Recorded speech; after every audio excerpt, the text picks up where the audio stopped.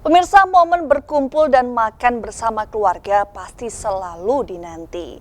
Nah, jika Anda dan keluarga sedang berkunjung ke Yogyakarta, bisa mencicipi sate klatak, yakni sate kambing yang dibakar menggunakan jeruji sepeda, sehingga memiliki tekstur daging yang empuk dan matang merata. Ini dia sate klatak, salah satu kuliner khas Yogyakarta. Jika sate pada umumnya menggunakan bambu sebagai tusuknya, pada sate klatak, tusuknya menggunakan jeruji sepeda. Penggunaan jeruji ini dipercaya dapat mengantarkan panas, sehingga membuat daging kambing dapat matang sempurna dan tidak cepat dingin. Kemudian, keistimewaan lain sate klatak karena menggunakan daging bagian paha dan punggung kambing muda yang berusia antara 7 sampai 8 bulan saja. Dan hanya dibumbui dengan garam laut kasar, kemudian dipanggang di atas bara api. Hal ini yang membuat sate klatak menjadi empuk dan memiliki cita rasa asin gurih yang khas. Pada penyajiannya, sate klatak memiliki ciri khas menggunakan kuah gulai. Sate klatak pertama kali muncul dan berkembang di wilayah Pleret, Bantul. Namun, bagi wisatawan yang berada di kota Yogyakarta dan enggan jauh menuju daerah Bantul, sate klatak Pak JD di daerah Nolukaten, Sleman yang buka dari jam 10 siang hingga 10 malam ini bisa menjadi pilihan untuk dikunjungi.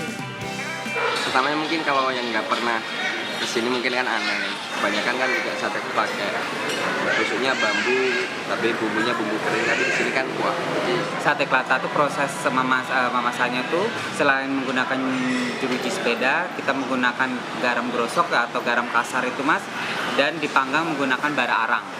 Jadi dari bunyinya yang berujuk klatak-klatak itu maka kita bisa sebut dengan sate klatak. Tak perlu ragu untuk mencicipi. Harga seporsi sate klatak Pak JD cukup terjangkau. Hanya Rp25.000 saja. Sementara harga menu olahan daging kambing lainnya berkisar Rp25.000 hingga Rp30.000. Dari Yogyakarta, Galih Wisma, iNews melaporkan.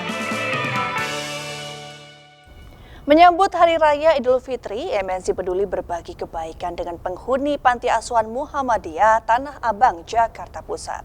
Bantuan ini diharapkan bisa memberi kebahagiaan bagi penghuni Panti Asuhan dalam menyambut Hari Lebaran.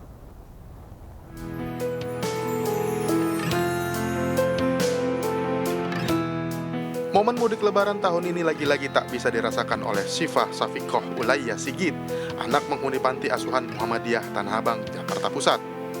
Sejak tinggal di Panti Asuhan 5 tahun lamanya, Syifa tidak pernah merasakan pulang ke kampung halamannya.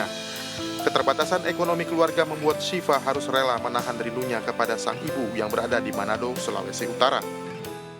Buat Umi, doain semoga uang Syifa bisa kekumpul, tabungannya juga, supaya bisa ke Sulawesi secepatnya habis lulus SMK. Meringankan kesedihan yang dialami Syifa, MNC Peduli kembali berbagi kebaikan dalam menyambut Hari Lebaran. Bantuan berupa paket beras, minuman, dan pakaian lebaran disalurkan untuk penghuni Panti Asuhan Muhammadiyah Tanah Abang yang saat ini menampung sebanyak 26 anak yatim piatu. Alhamdulillah pagi hari yang cerah ini kami kedatangan dari MNC Peduli dan kami atas nama Panti Asuhan mengucapkan terima kasih, semoga MNC Peduli makin sukses dan makin jaya. Nah, tentunya harapannya agar bisa meringankan beban mereka, terutama dalam menjalankan kehidupan sehari-hari di tengah pandemi. MNC Peduli akan terus menyalurkan bantuan bagi masyarakat yang membutuhkan. Kegiatan sosial tidak hanya menyasar panti asuhan, tapi juga diberikan kepada korban bencana dan masyarakat prasejahtera. Dari Jakarta, Rian Rahman, Eko Miyadi, iNews melaporkan.